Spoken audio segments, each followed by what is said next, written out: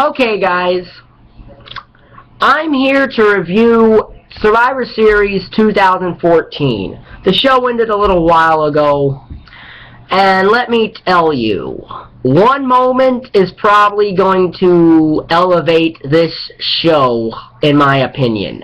I'm going to be straight up with you when I say that, but I will get to that. I'm not going to review the kickoff stuff because, honestly, they're not part of the main show, and the matches weren't that great. I'll talk about them, but they're not going to be part of the main rating for this show. Okay, you had Fandango defeating Justin Gabriel, whatever, and you had Jack Swagger defeating Cesaro. All because Cesaro spoke the truth about Cena Orton. This happens. Now to the main show. We start off with a promo by Vince, and he brings out Stephanie, Triple H, and he brings out Cena. And he basically tells Stephanie and Triple H that when he means they'll be out of power, he means they will have no power over anyone's lives or careers in the WWE. And that he's given, should the authority lose, John Cena has all the power to bring them back. So that's pretty much it. This is not going to get a rating for the show because I only really put star ratings in matches. But this was a segment, and Vince said that he guaranteed that this show would be epic. And honestly, the moment I'll get to in the main event might just make it that.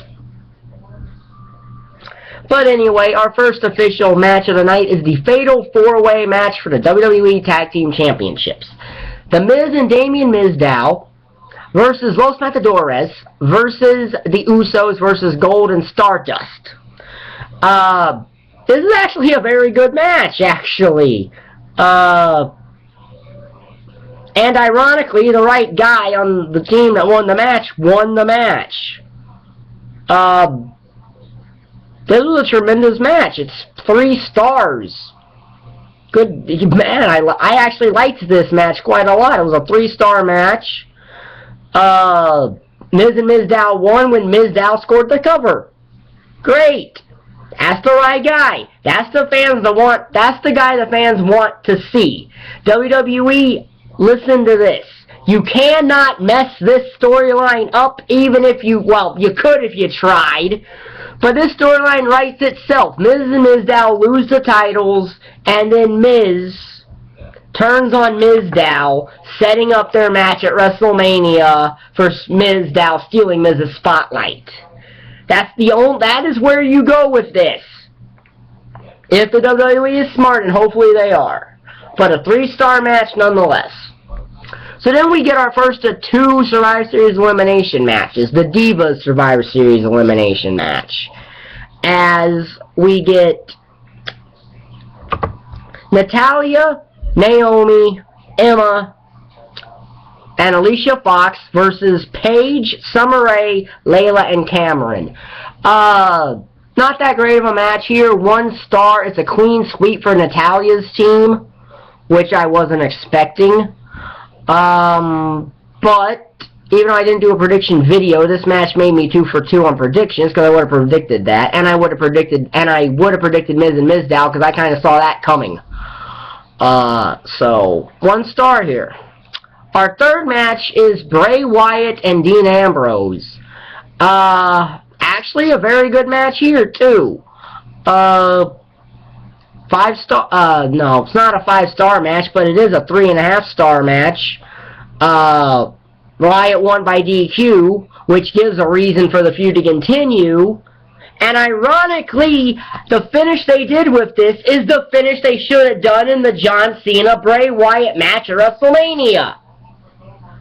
Ambrose got himself DQ'd by hitting Bray with a chair in front of the referee. That's the finish they should have done to John Cena and Bray Wyatt at WrestleMania. That's the finish that they should have done with that match. They did it here. And if you weren't going to go to the double DQ or countout way, this was the way to go with this match. As there's no clean winner, so it doesn't hurt anyone's momentum. And on top of that now, something else happened. We actually know a match for TLC before Survivor Series ends, and at TLC, it's going to be Bray Wyatt versus Dean Ambrose in a TLC match. I don't know what this is going to be for.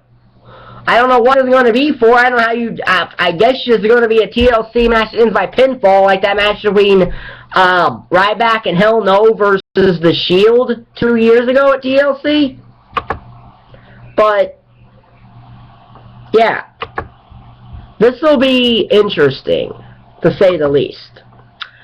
So, our next match is actually a bonus match that was made earlier in the night, as it's Adam Rose and the Bunny versus Heath Slater and Titus O'Neil, Slater Gator. This match was garbage. I'm sorry, it was. The Bunny pinned Heath Slater, and Adam Rose just stood there trying to get tagged in. So I guess they're going to turn Adam Rose heel, and we're eventually going to get a match between Adam Rose and the Bunny, and the winner gets the Exotic Express or something that I could care less about. So then we get the Divas Championship match. A match that had a lot of story, that had the exact finish of WrestleMania 28 to Daniel Bryan and Sheamus. A kiss from Brie, with AJ playing Bryan, a forearm from Nikki, rack attack, 1, 2, 3, Nikki becomes the Divas Champion. I don't really know what to think of this finish. It's probably the right idea, because if you were going to give a total diva the championship, you might as well give it to Nikki Bella, because it can either A, continue the Bella feud, or B, it'll reunite the Bellas. Now, I don't know where they're going to go with this, but this really was more of an angle than a match, in my opinion. So, no stars, really. Same thing with Adam Rose and the Bunny. No stars either for that match. So then we get the main event. Team Cena versus Team Authority. And I'm going to tell you right now, most of the rating I am giving this match is due to one thing that I will get to. Okay? So the match starts with Mark Henry getting KO'd by Big Show in all about 30 seconds and getting eliminated. Team Authority scores their first elimination by eliminating Ryback. This made no sense. This made no sense. Why eliminate Ryback first? Because you were building him up as you were rebuilding him, and now he's the first guy eliminated from Team Cena. I'll get to what I think should have happened with this later in this match. Okay, then everyone wondered how were they going to eliminate Rusev without him being counted out or without him being pinned or submitted. Well, he was counted out by trying to do a splash through the Spanish announce table that he missed, and Ziggler got back into the ring and Rusev was counted out. And Rusev was gone because of that. Then Erick Rowan gets eliminated after a clothesline from Harper. Then John Cena gets eliminated when the Big Show knocks him out. This made sense, especially with the whole if the Authority wins, you're all fired thing, because we all know that the Big Show will do anything to save his job. Remember what he put up with last year to save his job? And John Laurinaitis in 2012, how he saved his job. And this is Big Show's annual heel turn anyway. The guy goes from heel to face every year, so time for his annual heel turn. And then obviously Big Show gets counted out. So it's Ziggler against three guys. A Ziggler who is half unconscious. Ziggler catches a surprise. Okay, he catches a surprise zigzag on Kane to eliminate Kane. He catches a surprise roll up to Harper to eliminate Harper. And it's Rollins and Ziggler. Ziggler hits a zigzag. He's about to eliminate Rollins. Triple H pulls the referee out and injects him, which doesn't make any sense, because if there's no referee, you can't win the match. Anyway, Ziggler manages to knock all the Authority out. Hits another zigzag. Another referee comes in. Triple H elbows this guy. He then pedigrees Ziggler, rolls Rollins on top of Ziggler. and then Scott Armstrong comes out. Counts to 2, and then music hits. Now, a lot of people thought that Randy Orton would be the guy to obviously cost Team of 40 this match. Remember when I said that one thing would make the rating for this match? This is the one thing. Because instead of the predictable Randy Orton run-in, oh no, we got something much better. We got something that most people my age would probably say is probably one of the top 5 moments you're going to get now in modern WWE. Because music plays, and out comes Sting making his WWE debut. A moment that is 13 years in the making. And Sting decks Scott Armstrong, who Triple H had brought out here. He stares down Triple H, punches Triple H, then he has a Scorpion Death Drop to Triple H. He rolls Ziggler on top. He rolls Ziggler on top of Rollins, and the ref counts 1, 2, 3.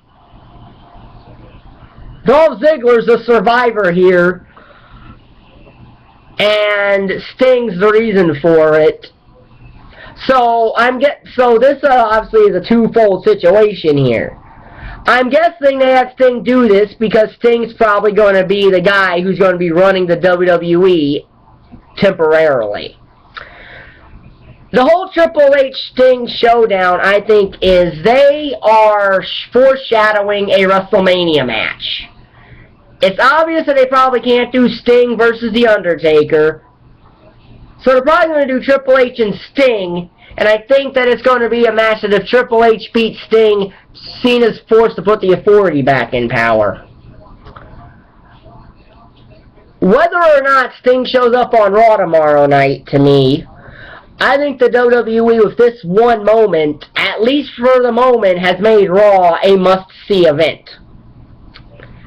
I would never say that much, but the rating for this match, anyway, I actually thought it was pretty good. I thought it was a 3.5-star match without Sting. With Sting, I think it's a 4-star match just with Sting.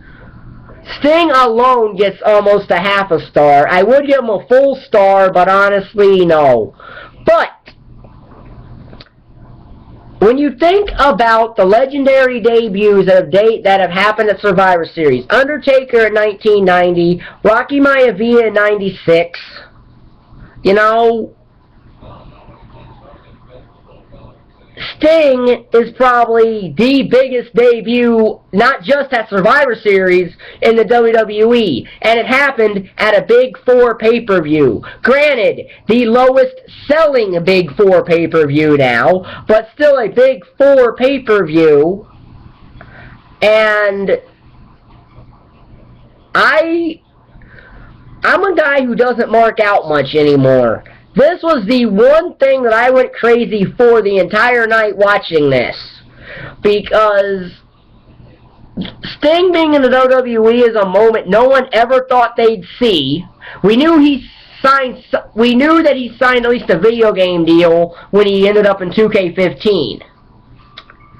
And now apparently that's not just a video game deal, it's an actual WWE deal itself. And that alone makes this a very good Survivor Series. Other than the Divas Championship match, Adam Rose and the Bunny, this is actually a very solid show. Other than the Adam Rose and Bunny Slater Gator tag match and the Divas Championship match, this is actually a very solid show that I actually enjoyed watching.